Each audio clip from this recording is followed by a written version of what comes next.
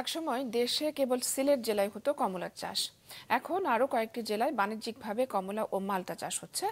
ব্রাহ্মণবাড়িয়ায় এক প্রবাসী আর ঠাকুরগাঁয়ে এক অবসরপ্রাপ্ত ব্যক্তি শখের কমলা ও মালটা চাষে সফল হওয়ায় এখন বাণিজ্যিক আবাদ শুরু করেছেন। ব্রাহ্মণবাড়িয়া ও ঠাকুরগাঁও প্রতিনিধির পাঠানো তথ্য ছবি নিয়ে ডেস্ক রিপোর্ট। শখের বশে কমলার বাগানের মালিক থেকে এখন কমলা ব্যবসায়ী। ঠাকুরগাঁও সদর উপজেলার রাজাগাঁও ইউনিয়নের উত্তর বঠিনা গ্রামের জয়নাল আবেদিন সরকারি চাকরি থেকে অবসর নেয়ার পর 2019 সালে 150টি কমলা দিয়ে শুরু করেন কমলার বাগান। 2021 সালে প্রথম ফলন পাবার পর সিদ্ধান্ত নেন বাণিজ্যিকভাবে কমলার বাগানের। বাড়ির পাশে 2 একর জমির উপর গড়ে তোলেন কমলার বাগান। এর সাথে মালটার বাগানও করেন তিনি। বর্তমানে 6 একর জমির উপর 400 কমলা ও মালটা গাছ রয়েছে তার। গত বছর বিক্রি করেছি আমি 6 লক্ষ টাকা, তার আগের বছর বিক্রি করেছিলাম 2.5 লক্ষ টাকা। এই বছর আমি 15 থেকে 20 লক্ষ টাকা বিক্রি করতে পারবো আমি আশা করছি। ভবিষ্যতে আমার ইচ্ছা যে আমি যদি 15 থেকে 20 বিঘা জায়গা করতে পারি তাহলে আমার এখানে 30 থেকে 40 জন বা 50 জন লোক আমার এখানে কাজ করবে। প্রতি বছরই বাড়ছে ফলন, ফলের আকার, মান ও স্বাদ ভালো। প্রত্যন্ত এই গ্রামে কমলার বাগান দেখতে দূর দূরান্ত থেকে প্রতিদিন দর্শনার্থীরা আসছেন। কমলা বাগান যেটা, এটা ইন্ডিয়ায় অনেক প্রসিদ্ধ, অনেক ভালো। তো ওইখানকার ফ্লেভারটা আমি ঠিক এখানে পেয়ে গেছি, আলহামদুলিল্লাহ খুব ভালো লাগছে। আমি সচক্ষে বাগান পরিদর্শন করে দেখলাম, অত্যন্ত অমায়িক পরিবেশ, আমাকে খুব ভালো লেগেছে। ভারতের যে দার্জিলিং কমলার যে স্বাদ, আমরা এখানে সেই স্বাদটাই পাচ্ছি।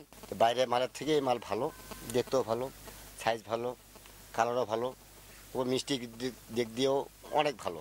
চারা কোন জাতটা খুব ভালো, কতটুকু দূরে দূরে চারা রোপণ করতে হয়, ফলনটা কয় বছর পরে আসে, এই ধারণা নেওয়ার জন্য আমি আসছি। বাগানে এতই বেশি ফলন যে আমরা আসলে খুবই আনন্দিত। সব ধরনের সহযোগিতা করা হচ্ছে বলে জানায় কৃষি সম্প্রসারণ অধিদপ্তর। ফার্টিলাইজেশন, ইরিগেশন এবং সেখান থেকে আরো কলম করে চারার কোনো করা যায় কিনা এই ভাবনাগুলো আমরা তাকে দিয়ে থাকি। একইভাবে কমলার আবাদ করে জীবনের মোড় ঘুরিয়েছে ব্রাহ্মণবাড়িয়ার বিজয়নগর উপজেলার দুলালপুর গ্রামের আলমগীর ভূঁইয়া।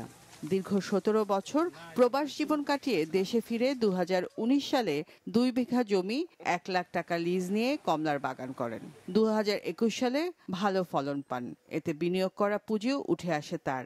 এরপর বাণিজ্যিকভাবে কমলা চাষ শুরু করেন তিনি।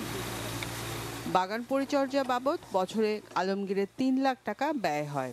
চলতি মৌসুমে বাগানে কমলা বিক্রি করে 14 থেকে 15 লাখ টাকা আয়ের আশা করছেন তিনি। সবাই আমারে বলছে যে এটা হইব না, টক হইব, এটা হইব, অনেক কিছু অনেক লোকে বলছে। তো আমি ওইদিকে আর তাকাই নাই, আমি আমার মতো করে গড়ে তুলছি। এই বছর তো স্টার্টিং, আমার এখনো বিক্রি শুরু হয়েছে। আশাবাদী আমি 14-15 লাখ টাকা বিক্রি হবে।